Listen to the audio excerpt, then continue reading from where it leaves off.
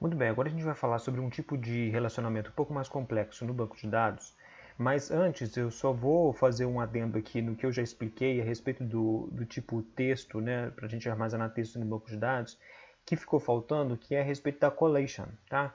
A collation, gente, são tabelas de caracteres que a gente escolhe na hora que a gente vai criar um banco de dados, que a gente pode definir uma collation geral para o banco de dados, ou a gente pode atribuir uma collation específica para um campo de texto, tá? E o que é isso? Né? São tabelas de caracteres. Tá? Então a gente precisa definir qual é a tabela de caracteres. A gente tem uma tabela de caracteres padrão, a SC2, porém ela usa um byte para armazenar cada caractere. Né? Então cada caractere ali na tabela é representado por um byte. Então ele utiliza um byte para representar aquele caractere. O problema tá que com o tempo foi surgindo a necessidade de incluir caracteres de outras línguas, né? Caracteres chineses, caracteres árabes, que não dava na faixa de um byte, né? E também outros símbolos especiais que não cabiam na faixa de um byte. Então eles fizeram outras collections, tá? Enfim, aí a gente precisa definir uma collection que serve ao propósito, aos nossos propósitos, tá? E a UTF-8 MB4CI é uma collection que eu sempre uso e que é assim, ela é amplamente utilizada e é uma collection ideal para a gente utilizar por uma questão. Esses carinhos aqui, que são os emojis. Né? Então, a UTF-8 utiliza uma codificação de caracteres UTF-8 né, na base de 4 bytes para armazenar cada caractere, e o CI aqui significa que ela é case insensitive, ou seja, na hora do banco de dados realizar a busca, ele vai desconsiderar maiúsculos e minúsculos. Tá? O que é interessante, por exemplo, quando você está buscando por e-mails, que não tem essa diferenciação, tá? Então ela vai armazenar maiúsculos e minúsculos, ele só não vai considerar durante uma busca, ok? A diferenciação. Então ela é uma collection ideal. E ela tem os espaços lá, né, os caracteres de emojis. Que às vezes a gente está fazendo ali uma coisa, né, tipo um blog e tem lá o espaço de comentários do blog, aí você esquece de ter definido uma collection que aceita emojis, o cara comenta um emoji e posta. Você vai salvar aquele comentário no banco de dados, o banco de dados não usa uma collection que aceita emoji. O emoji se perde, fica lá um ponto de interrogação horrível no lugar do emoji do cara. Ou seja, o TF8 MB4CI resolve esse problema. Ok? Então, só essa questão aí a respeito das collections.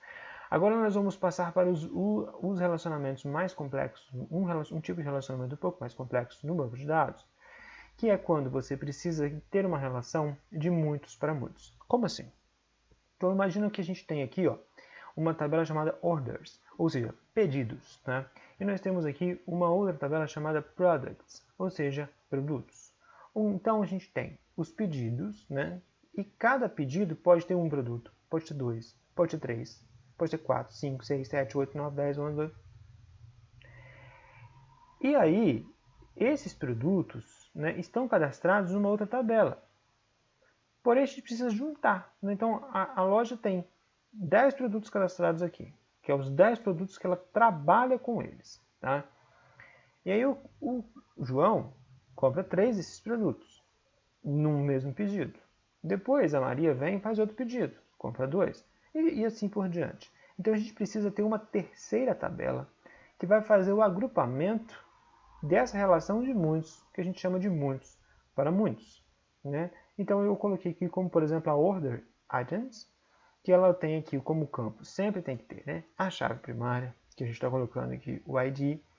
Aqui a gente tem o order ID, ou seja, que vai ser o número do pedido, o número do registro do pedido na tabela orders. Né? E aqui a gente tem product ID, que vai ser o ID do produto na tabela products. Correto? Price e quantity.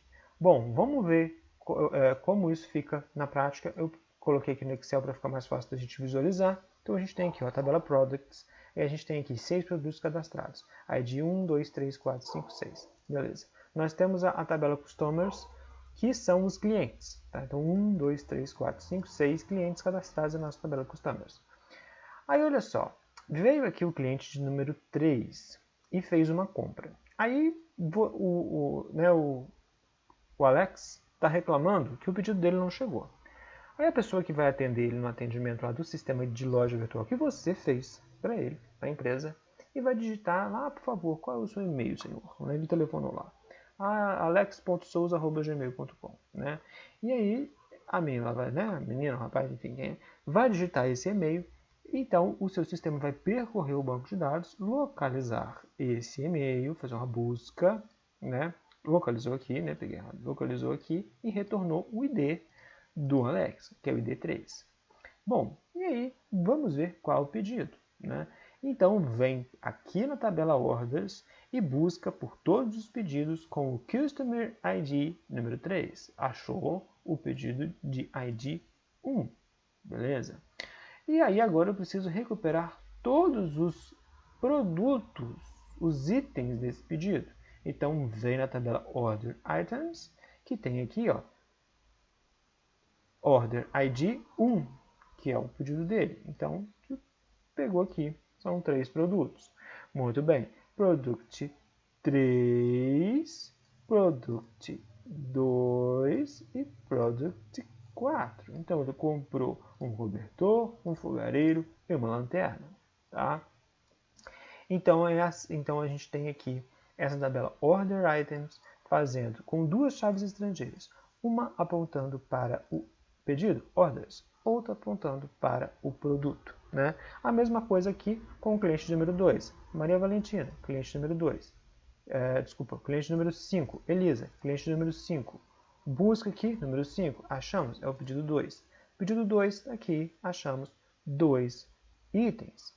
Enfim, então essa é a lógica do relacionamento de muito para muitos.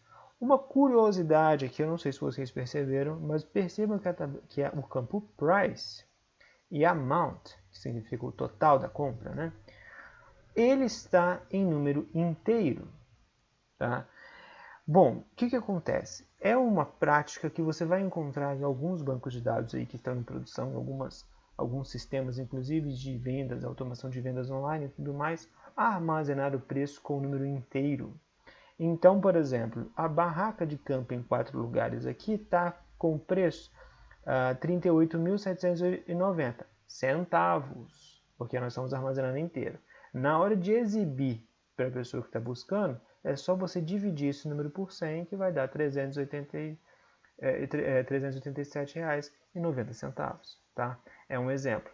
E armazenar ele inteiro assim elimina o problema de ter que armazenar um double, por exemplo, ou um decimal no banco de dados, né? E lidar com casas decimais. Tá bom? E aí a performance até do banco de dados aumenta. É obrigatório? Não é obrigatório, mas é só uma curiosidade aí para você entender isso, ok? Então, esse é o relacionamento de muitos para muitos, tá? Quando uma entidade pode possuir muitos itens da outra entidade, então a gente tem que fazer uma terceira tabela, uma terceira entidade, para agrupar, relacionar essas duas, tá bom? Como nesse caso aqui.